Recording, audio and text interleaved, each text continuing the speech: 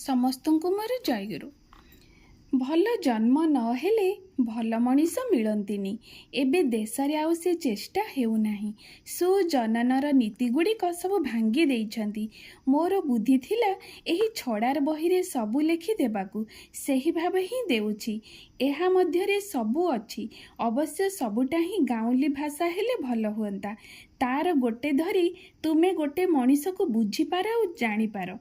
ଏହି ଯେଉଁ କମ୍ୟୁନିଜିମ୍ ସମ୍ବନ୍ଧରେ ମୋର ଯେଉଁ ସବୁ କଥା ଅଛି, ତା କ'ଣ କମ୍ୟୁନିଷ୍ଟମାନେ ଅସ୍ୱୀକାର କରିପାରିବେ? ପାରିବେ ନାହିଁ।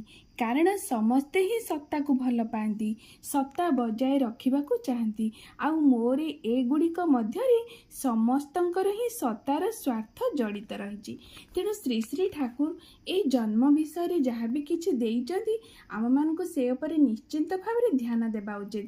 କିପରି ଭାବରେ ସୁଜାତକ ଜନ୍ମ ନେବେ ସଂସାରରେ, ତାର ମୂଳ କାରଣ କ'ଣ, କେଉଁପରି ବିଧାନରେ ଆମକୁ ସୁବିବାହ କଲେ ସୁସନ୍ତାନମାନେ ସମାଜକୁ ଆସିବେ, ତେବେ ଯାଇ ସମାଜର ମଙ୍ଗଳ ପ୍ରକୃତରେ ହେଇପାରିବ।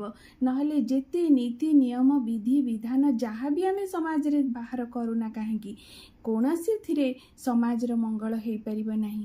ଯଦି ସେ ମଣିଷଟାକୁ ଆମକୁ ଠିକ୍ ନ କରିବାକୁ ପଡ଼ିବ, ସେଇ ସୁମାନବ ବା ସୁମଣିଷକୁ ଯଦି ଆମେ ଜନ୍ମ ନ ଦେଇ ଯାଇପାରିବ, ତାହେଲେ ଯାଇ ସମାଜର ମଙ୍ଗଳ ପ୍ରକୃତରେ ହେଇପାରିବ ନାହିଁ।